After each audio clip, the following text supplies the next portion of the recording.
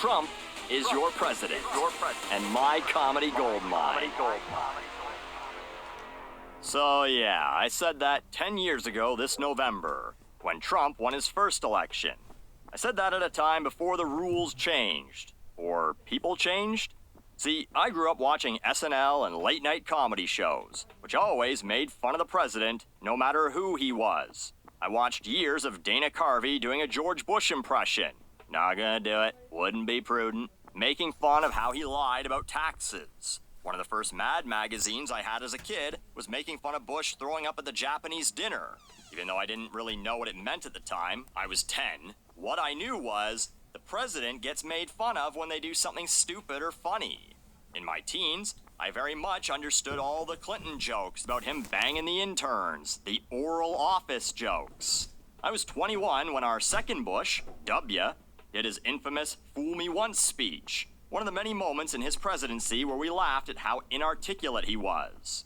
What I never saw, perhaps because social media didn't really exist the way it does now, perhaps because I was young and didn't know any political sycophants, was anyone wetting their pants over it, getting legitimately angry at those jokes. Families and friendships ended over picking a side due to political comedy. Were you a traitor to your country if you laughed at Vice President Dan Quayle spelling potato with an E on the end in 1992? That moment basically ended his career, in fact. No one took him seriously after that. Such a small incident, and it damaged the entire credibility of a politician who's basically, not really, second in command.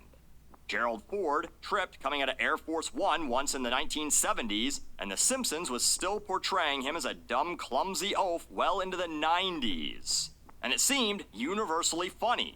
Meanwhile, Trump's done almost all these things and more. Constantly misspeaking like George W., tripping over things like Gerald Ford, cheating on his wife like Bill Clinton, maybe doing some other things that old Billy was doing, but we'll never see those unredacted files. Having terrible spelling like Quayle. Remember hamburgers and kofevi?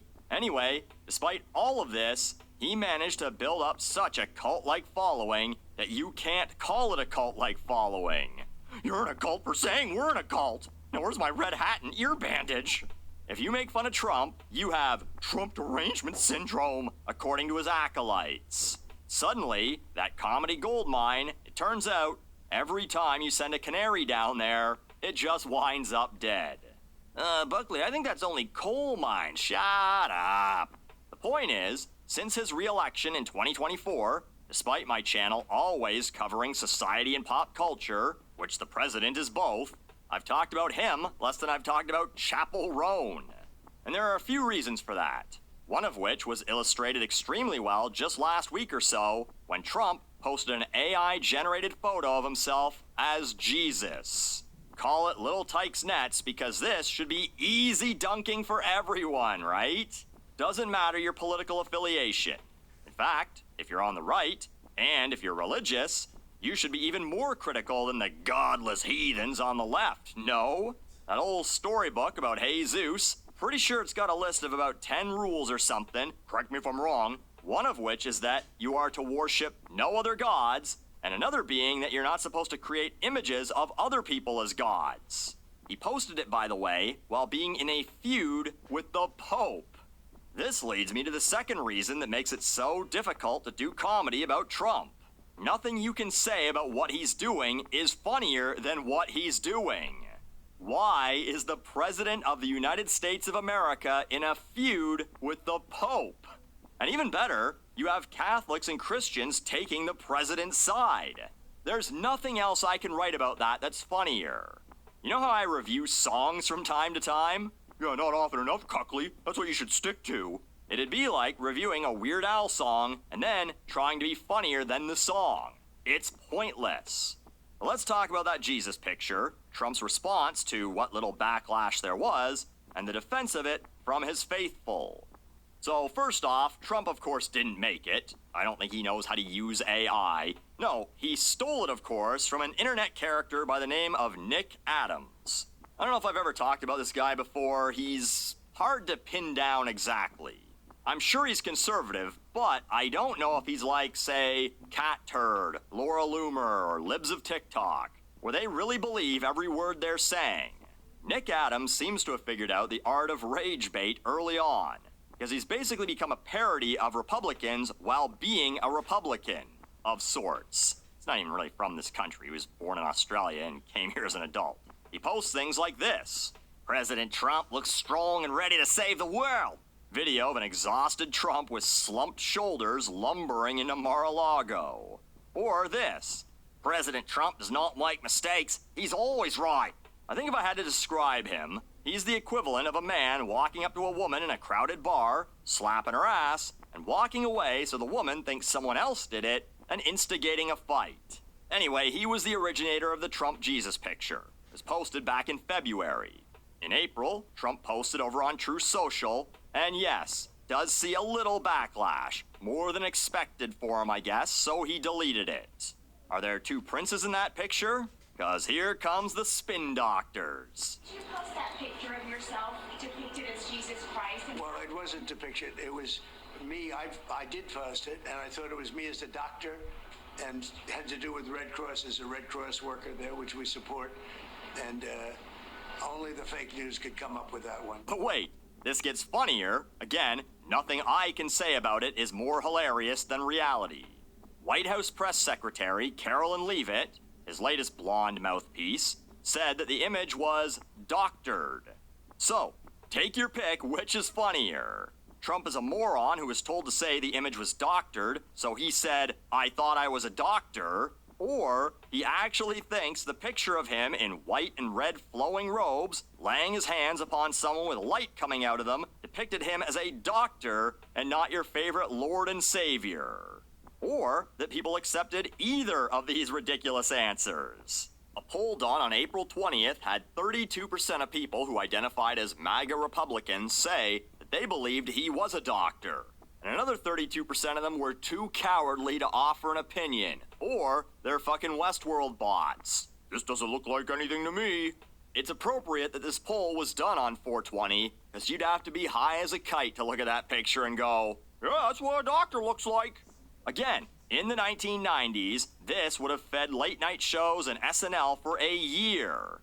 Now, he'll have said or done 10 things crazier than this before I even get the chance to release this video. And his defenders will have performed the meme originally meant for Elon over and over. Like a few days later when he suggested that soldiers with PTSD and depression should, instead of taking drugs, just try working as hard as he does. We're not laughing at the absurdity of that? Oh no, I can't. I've got TDS. The only thing that can cure it is ivermectin and prayer. Just not sure which fair-haired man in robes I'm supposed to be praying to anymore.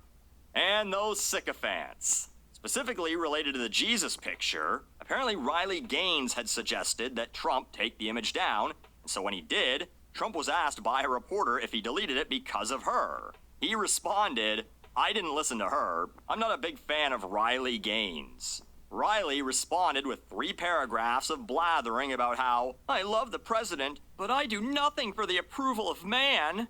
You do for that man.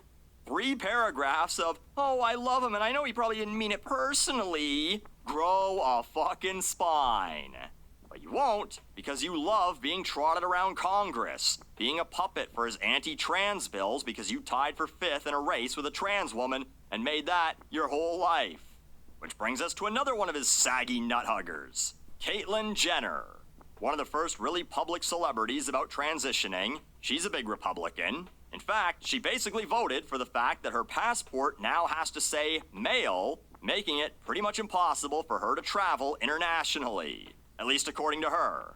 So she says she wrote a letter to Trump. Wrote a letter.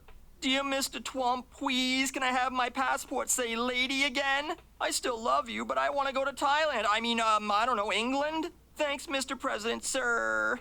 Did you send him a daughter to sweeten the deal? They vote for the leopards to eat their faces, and then politely ask them not to. Going to war because Israel told you to, fighting with the Pope, and pretending to be Jesus, and his approval rating is still 37%. The same as Obama's at one point. You remember Obama? The guy he posted an AI video of as a monkey? Another thing I didn't do a video about, Which brings us to the third reason I've kind of shut down the mine. People who don't like Trump don't want to hear comedy about him this often either. The late night shows that do make fun of Donnie constantly, their ratings are in the shitter.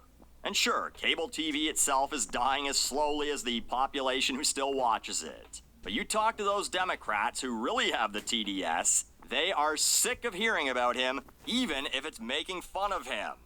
I've had people in my own audience tell me this. Oh, I won't click on videos about Trump anymore. I can't even laugh. It's not funny. Just hearing his name hurts my feelings. So then who am I entertaining by talking about whatever dumb thing he's done? Whether it's getting FIFA to give him a participation peace prize because the Nobel people wouldn't. And then starting 2 wars after saying he wouldn't start any wars. Or posting that he was going to commit a war crime on Easter while saying fuck. The president now openly says fuck, and we're not laughing about the absurdity of this? Maybe that's the secret, why this all works for him. You have one thing, be it the inability to spell, throwing up sushi, lying about politics, not being able to remember an idiom, tripping on some stairs, or getting an intern to suck you off under the desk, and everyone on both sides can laugh about that. You have all of that, plus 100 more things. His defenders go, "Well, you're just getting mad at every little thing because you hate him. Shut up. I don't want to hear you say his name anymore." And his detractors go, "I can't take it. Shut up. I don't want to hear you say his name anymore." Turns out, he is a great unifier after all.